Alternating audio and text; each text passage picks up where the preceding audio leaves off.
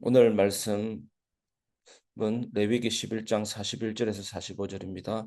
레위기 11장 41절에서 45절. 땅에 기어다니는 모든 길짐승은 가정한즉 먹지 못할지니 곧 땅에 기어다니는 모든 기는 것 중에 배로 밀어 다니는 것이나 네 발로 걷는 것이나 여러 발을 가진 것이라 너희가 먹지 말지니 이것들은 가정함이니라. 너희는 기는 바 기어다닌 것 때문에 자기를 가정하게 되게 하지 말며 또한 그것 때문에 스스로 더럽혀 부정하게 되게 하지 말라. 나는 여호와 너희의 하나님이라. 내가 거룩하니 너희도 몸을 구별하여 거룩하게 하고 땅에 기는 길짐승으로 말미암아 스스로 더럽히지 말라. 나는 너희 하나님이 되려고 너희를 애굽 땅에서 인도하여 낸 여호와라. 내가 거룩하니 너희도 거룩할지어다. 아멘.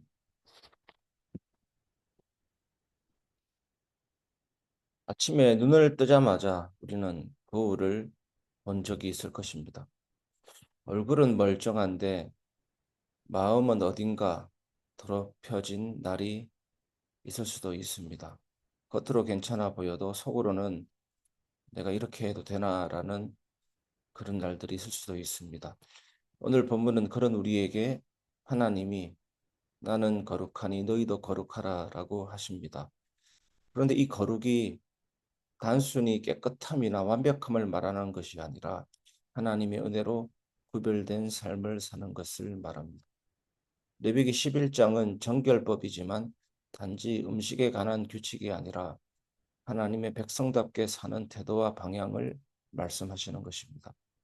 거룩은 내가 만들어내는 것이 아니라 하나님께서 우리를 구별하시고 이끄신 결과입니다. 예수 그리스도를 통해 이 거룩은 우리의 현실 속으로 들어오고 응답과 치유, 헌신의 삶으로 나타납니다. 첫 번째, 예수 그리스도 안에서 구별된 존재가 되다입니다. 레위기에서는 땅에 기어다니는 것들을 가정하다고 하며 먹지 말라고 하십니다. 왜일까요? 그것이 위생에 나쁘기 때문이기도 하지만 본질은 하나님의 백성은 구별된 삶을 살아야 하기 때문입니다. 오늘날 우리에게 이것은 무엇을 먹느냐가 아니라 어떻게 사느냐의 문제인 것입니다.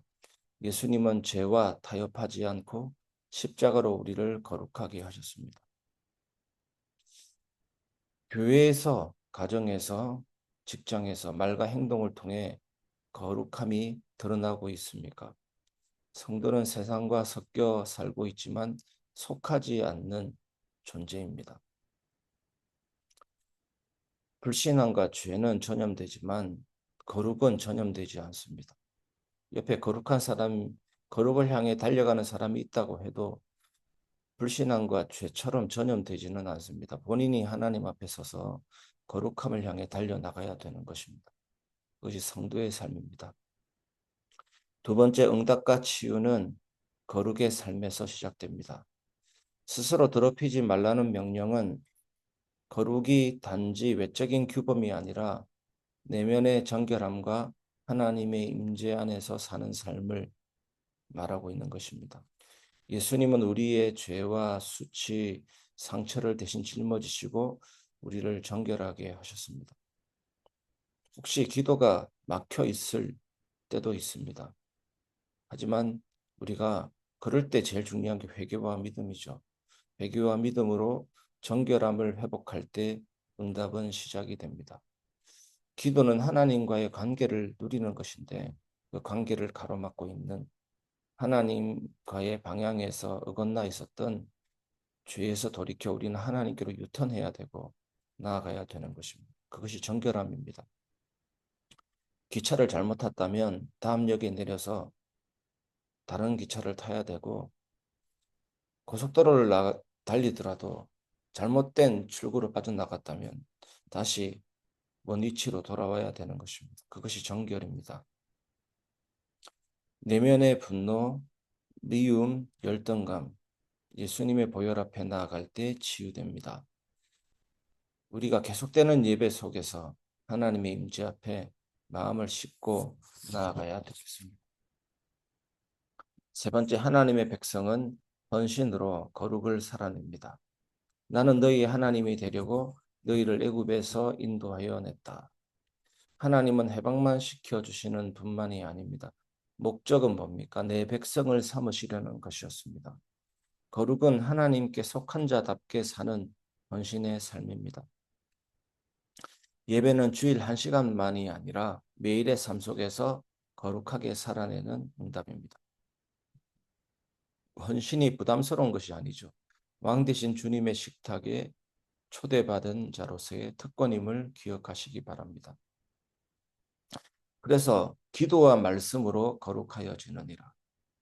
우리가 말씀을 묵상하다 보면 생각이 바뀌고 마음의 상태가 바뀌고 나의 뜻이 바뀌고 나의 의지가 바뀌고 하나님을 바라보게 되고 하나님과의 관계가 돈독해지고 내면의 평안함이 생기고 마음과 생각을 굳건하게 지켜주시고 세상이 줄 수 없는 평안함이 오고 하나님의 기쁨이 내 안에 넘치기 때문에 우리는 담대하게 나아갈 수가 있는 겁니다.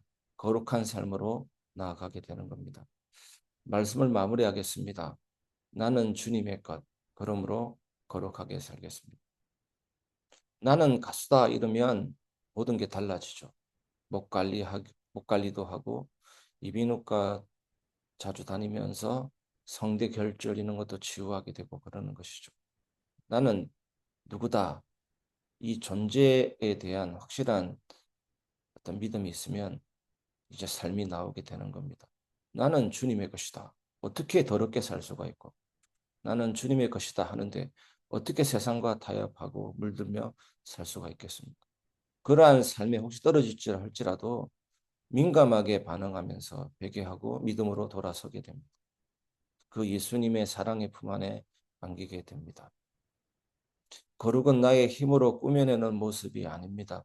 하나님의 은혜로 살아가는 존재의 태도입니다. 나는 누구다. 이 서술어가 되면 무엇을 하라라는 그 명령어가 되는 겁니다.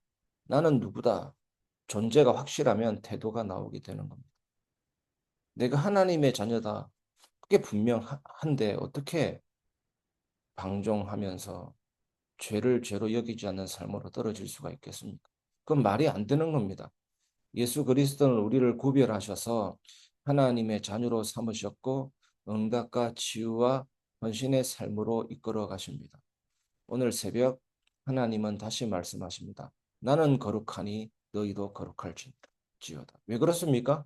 우리는 주님의 것이고 하나님의 백성이기 때문에 당연히 하나님이 거룩하니까 나도 거룩하겠습니다. 거룩을 향해 달려가겠습니다.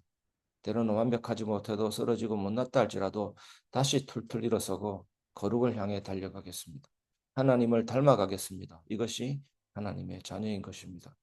오늘 하루 내 말과 선택, 예배와 일상에서 주님의 거룩을 살아내는 삶으로 나아가기를 바랍니다. 그 삶에 하나님의 응답이 임하고 치유가 일어나고 다시 헌신의 불이 살아나게 될 것입니다.